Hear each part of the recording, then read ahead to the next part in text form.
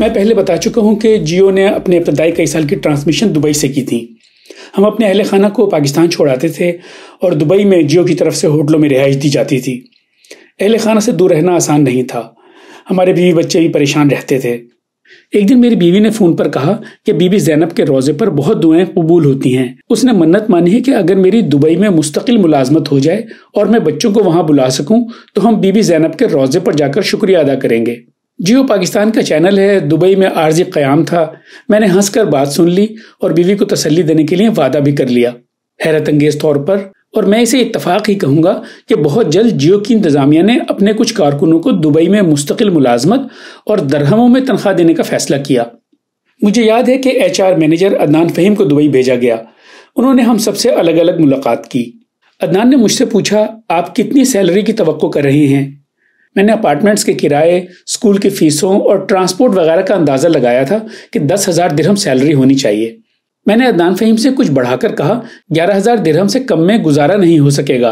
انہوں نے وہ لیٹر نکال کر مجھے دیا جو پاکستان سے سائن کر کے بھیجا گیا تھا۔ اس پر سیلری 12,000 درہم درج تھی۔ میں حیران رہ گیا۔ میں نے ایک اپارٹمنٹ لیا اور کچھ عرصے بعد بیوی بچوں کو بلا لیا۔ اب بیوی نے تقاضا کیا کہ اس نے منت پوری کرنی ہے۔ میں نے انچولی میں عمران بھائی سے رابطہ کیا جو زیارتی قافلے لے کر جاتے تھے۔ انہوں نے بتایا کہ وہ چہلم پر شام جائیں گے۔ میں نے کہا کہ میں دبئی سے براہ راست دمشق آ جاؤں گا، وہاں جوائن کر لوں گا۔ ہم نے ویزا لگوا کر ایئر عربیہ کی فلائٹ لی اور انچولی والوں سے ایک دن پہلے دمشق پہنچ گئے۔ بی بی زینب کا روزہ جس علاقے میں ہے اسے زینبیہ کہا جاتا ہے۔ وہیں ہوٹل منازل البرکہ میں ہمارا کمرہ بک تھا۔ یہ 15 سال پرانی بات ہے، یعنی جنگ سے پہلے کی۔ تب دمشق بہت پرسکون شہر تھا۔ عراق میں داعش کی دہشت گردی کی وجہ سے شام جانے والوں کی تعداد بڑھی تو زینبیہ میں کافی کنسٹرکشن ہوئی، بعد میں تباہی بھی ہوئی، لیکن یہ ان سب سے پہلے کا ذکر ہے۔ انچولی کا قافلہ آنے سے پہلے مجھے کھانے کا انتظام خود کرنا تھا۔ باہر نکلا تو شدید سردی تھی۔ پہلی بار مائنس میں ٹمپریچر دیکھا۔ ایک ریسٹورنٹ سے شورما خریدا جو دبئی کے شورمے سے سائز میں بڑا تھا لیکن اتنا مزے کا نہیں تھا۔ بس ہم نے پیٹ بھر لیا۔ بی بی زینب کا روزہ ہوٹل سے زیادہ دور نہیں تھا۔ ہم نے وہاں حاضری دی اور احاطے کا جائزہ لیا۔ روزے کا ایک گنبد اور 2 مینار تھے جن پر ایرانی نقش کاری تھی۔ زری میں ایک طرف مردوں اور دوسری جانب خواتین کے لیے زیارت کا انتظام تھا۔ زری کو سب لوگ چومتے ہیں لیکن اندر بہت کم لوگ جھانکتے ہیں۔ میں نے جھانکا تو ایک سنہری تاج رکھا نظر آیا۔ معلوم ہوا کہ بشار حکومت بی بی زینب کو شام کی ملکہ سمجھتی ہے۔ روزے سے ملحق ایک مسجد تھی اور کئی مجتہدین کے علاوہ علی شریعتی کی قبر بھی۔ روزے کے اطراف قدیم بازار تھا۔ اگلے دن انچولی کا قافلہ پہنچا تو اس میں میرے ماموں، ممانی اور میری بیوی کی امی بھی تھیں۔ قافلے میں بیشتر چہرے شناسا تھے۔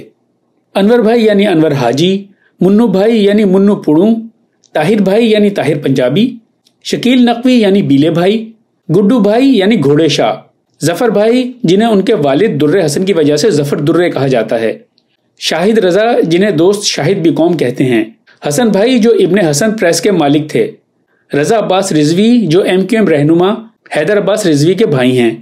ان کے علاوہ سہیل بھائی انگلینڈ سے آئے تھے۔ وہ KESC یونین کے رہنما رہ چکے تھے اور شاید اب بھی کچھ دوست انہیں سہیل ڈان کہتے ہیں۔ میں کچھ نام بھول رہا ہوں کیونکہ بہت عرصہ ہو گیا، لیکن وہ بہت اچھی سنگت تھی۔ مجھے پھر کسی سفر میں اس سے زیادہ لطف نہیں آیا۔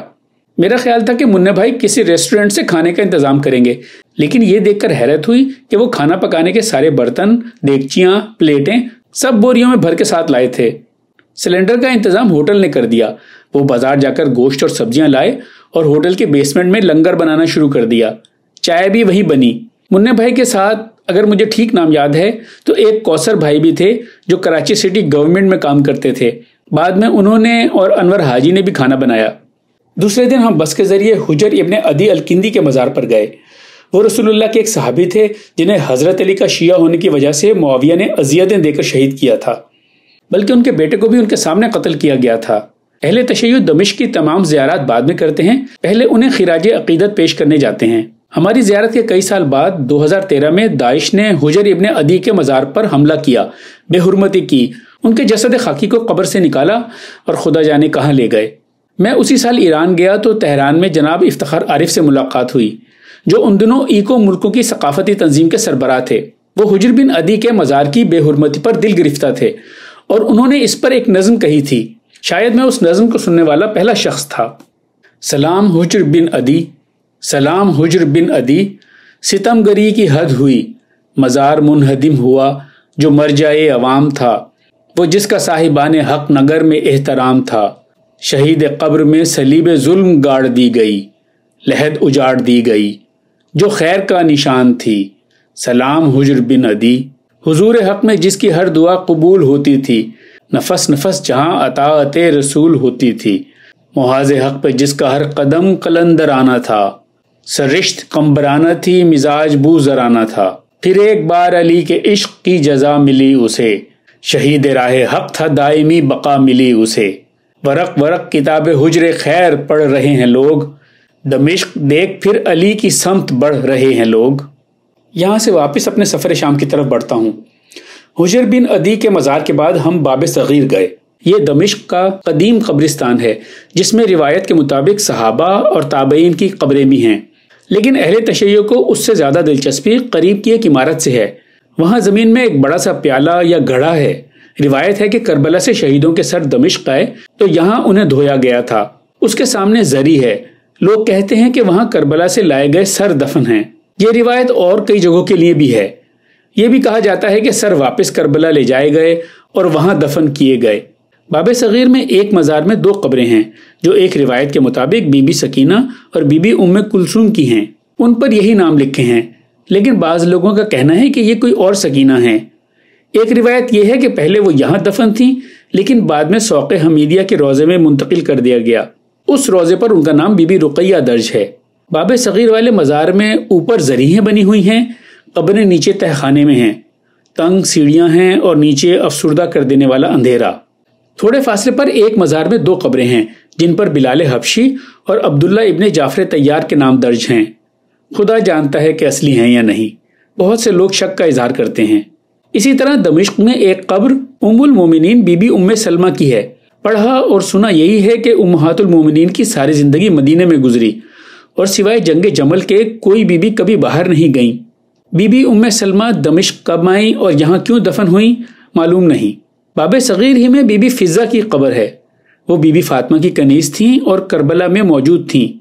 यहाँ एक दीवार पर उर्दू में लिखा है कि ये बीबी फिजा की कब्र है। वहाँ एक अजीब वाक़या हुआ। एक साहब का जूता गायब हो गया। कोई उठाकर ले गया या खुद फरार हो गया, आज तक पता नहीं चला। वो साहब एक पैर नंगा, एक पैर में जूता घसीटते हमारे साथ कब्रें फलांगते रहे। बिल्कुल आखिर में एक मुख्तसर सी 4 दीवारी नजर आई, जिसके अंदर चंद कब्रें थीं और दरवाजे पर ताला लगा था। ऊपर अरबी में लिखा था कि ये मुआविया के साथियों की कब्रें हैं। उन साहब ने कहा, लो भाई, दूसरे जूते की आखिरी आरामगाह आ गई। उन्होंने वो जूता उस मकबरे की छत पर उछाल दिया। बरसों बाद मैंने इस वीलॉग के लिए अपनी वीडियोस निकाली तो देखा कि उस जूते की आखिरी परवाज मेरे कैमरे ने महफूज कर ली थी। बाब सगीर के बाद एक दिन हमारा तवील दौरा बाजार शाम से शुरू हुआ। इस बाजार का आगाज सलाहुद्दीन अयूबी के मकबरे से होता है। लाखों शिया दमिश्क आते हैं, लेकिन फातिहा पढ़ना तो दूर की बात, कोई इस मकबरे की तरफ देखता भी नहीं। सलाहुद्दीन अयूबी को मुस्लिम दुनिया का बड़ा सिपहसालार करार दिया जाता है, लेकिन उसने अपने जेर कब्जा इलाकों में शियों और मसीहियों पर बहुत जुल्म किए थे। ये दोनों कौमें उसे माफ करने को तैयार नहीं। बाजार में दाखिल होते हुए अजीब सी कैफियत हुई। बचपन से मजलिसों में इसका जिक्र सुना था। उस दिन शबाबुल मोमिनीन का एक दस्ता मातम कर रहा था। मैंने देखा कि बाजार की सब दुकानें खुली हुई हैं और कई दुकानदार मातमियों को देखकर हंस रहे थे। लगता था कि 1400 साल में भी कुछ नहीं बदला। मैं चंद दिन बाद अकेला उस बाजार की तरफ जा निकला। छुट्टी का दिन था और दुकानें बंद थीं, लेकिन माहौल में नहुसत बरकरार थी। बाजार शाम के आखिर में टेम्पल ऑफ जुपिटर के आसार हैं, बल्कि सिर्फ एक दीवार बाकी बची है। इसे बाब सादात भी कहा जाता है, क्योंकि अहले बैत का काफिला करबला से लाकर यहाँ रोका गया था और बाज़ रिवायात के मुताबिक कई दिन उन्हें इस मकाम पर रखा गया। यहाँ मस्जिद उमैया के 7 दरवाजों में से एक दाखिली रास्ता है। शिया इसे मस्जिद उमैया नहीं बल्कि दरबार यजीद कहते हैं, क्योंकि बनु उमैया के हाकिमों का दरबार यहीं लगता था। यहाँ उस दरबार की निशानी अब तक बाकी है। मस्जिद के अंदर एक मिंबर है जहाँ इमाम ज़ैनुल आबिदीन ने दरबारियों और गैर मुल्की सफ़ीरों के सामने खुतबा दिया था और करबला का हल सुनाया था। बीबी ज़ैनब का उस दरबार में तारीखी खुतबा मशहूर है, वो भी उन्होंने यही इरशाद किया। यहाँ एक चबूतरा है जिस पर अहले बैत को खड़ा किया गया था। अब उस पर कालीन बिछा रहता है। लोग कहते हैं कि मौसम कैसा भी हो वो चबूतरा गर्म रहता है। मैंने कालीन उठाकर हाथ लगाया, मेरी हथेली जलने लगी। इसी मस्जिद में नबी अल्लाह हजरत यहया का सर दफन है। उनका धड़ नजफ के बाबू सलाम में है और मैं उसकी जियारत भी कर चुका हूँ। मसीही भी इस मकाम की जियारत करने आते हैं। हजरत यहया हजरत ईसा के हम असर थे और ख्याल है कि दोनों को एक ही साल कत्ल किया गया। ये इबादतगाह हजारों साल पुरानी है। मस्जिद से पहले ये गिरजाघर था, उससे पहले ये रूमियों की इबादतगाह थी, उससे पहले आरामियों का मंदिर था। इसी मस्जिद में एक मकाम को रास अल हुसैन कहते हैं। रास का मतलब है सर। करबला से दमिश्क और काहिरा तक मुतादिद मकामात हैं जिनके बारे में दावा किया जाता है कि इमाम हुसैन का सर वहां दफन है। ये भी ऐसा ही मकाम है, लेकिन आजकल शिया कहते हैं कि इमाम हुसैन का सर लाकर इस जगह रखा गया था, इसलिए इसका नाम रास अल हुसैन है। इस मकाम के बाहर खड़े होकर मस्जिद के सहन और मीनारों का नजारा किया जा सकता है। एक रिवायत के मुताबिक हजरत ईसा आसमान से वापस आएंगे तो इसी मस्जिद के किसी मीनार से उतरेंगे। रास अल हुसैन से आगे जाकर मस्जिद के दरवाजे से निकलें तो यजीद की रिहाइश के आसार हैं।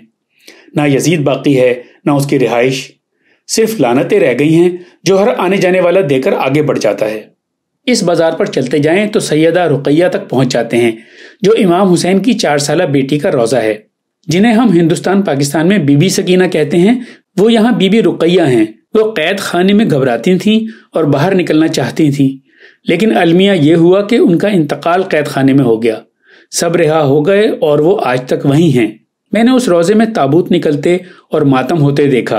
अंदर जरी के करीब खवातीन बीबी सकीना के नाम पर टॉफियां, चादरें और सोने की बालियां तकसीम कर रही थीं। चेहलुम से पहले एक दिन हम बस के जरिए हलब और रक्का के लिए रवाना हुए। 6-7 घंटे का सफर तय करके बस पहले रक्का पहुंची। 15 साल पहले दुनिया रक्का के बारे में बहुत कम जानती थी, लेकिन बाद में यह दाइश का मरकज और दारुल हुकूमत बना और उसने बहुत तबाही मचाई। रक्का की अहमियत यह है कि इस मकाम का नाम सिफीन था और जंग सिफीन यही हुई थी। यहाँ एक आलीशान इमारत में अवैस करनी और अम्मार बिन यासिर की कब्रें थीं। अम्मार बिन यासिर के बारे में रसूलुल्लाह की मशहूर हदीस थी कि उन्हें इस्लाम का बागी गिरोह कत्ल करेगा। जंग सिफीन में वो हजरत अली के लश्कर में थे और उन्हें मुआविया के साथियों ने शहीद किया था। हुजर बिन अदी के मजार की तरह दाइश ने इस इमारत पर भी हमला करके इसे ढा दिया था। मैंने देखा कि मकबरे के बाहर जमीन पर लोग कंकर चुन रहे हैं। सवाल करने पर बताया गया कि अवैस करनी ने जंग उहद में रसूलुल्लाह के दांत शहीद होने की खबर सुनकर अपने तमाम दांत तोड़ डाले थे। अब किसी के दांत में दर्द हो तो अवैस करनी के मकबरे का कंकर मुंह में रखने से आराम आ जाता है। रक्का से 3-3.5 घंटे की मुसाफत पर हलब वाक़ है। दुनिया इस तारीखी शहर को अलेप्पो के नाम से जानती है। ये शहर 8000 साल से आबाद है और यहाँ बहुत से आसार कदीमा और तारीखी मकामात हैं, लेकिन शिया ज़ायरीन के पास वक्त कम होता है और वो सिर्फ मस्जिद नुक्ता की ज़ियारत करके आ जाते हैं। यह मस्जिद शहर के कोने पर जोशन नाम की पहाड़ी पर बनी हुई है। यहाँ ज़रीह में एक पत्थर रखा हुआ है जिसके बारे में रिवायत है कि इस पर इमाम हुसैन का सर रखा गया था। जब यजीद के सिपाही करबला के कैदी और सर लेकर यहाँ से गुजरे तो एक पादरी ने रकम देकर इमाम हुसैन का सर एक रात के लिए मांग लिया था। उसके बाद की कई रिवायात मजलिसों में सुनने को मिलती हैं। एक रिवायत यहाँ अंग्रेजी में लिखी हुई मौजूद है। कुछ लोग कहते हैं कि अब भी इस पत्थर से खून फूटता है और ऐसा कराची की एक अंजुमन की सीना जनी के दौरान भी हुआ था। विकिपीडिया के मुताबिक ये पत्थर मस्जिद इंतजामिया की इजाजत से 2016-17 में कराची आया और सिक्योरिटी रीजन पर बहुत कम लोगों को जियारत करवाई गई। हलब से वापसी के बाद हमने चेहलुम के जुलूस में शिरकत की और 2 रोज बाद अपने रिश्तेदारों और इंचोली वालों को अलविदा कहकर दुबई रवाना हो गए। अगले साल मैं एक बार फिर शाम गया, लेकिन उसका अहवाल किसी और दिन सुनाऊंगा।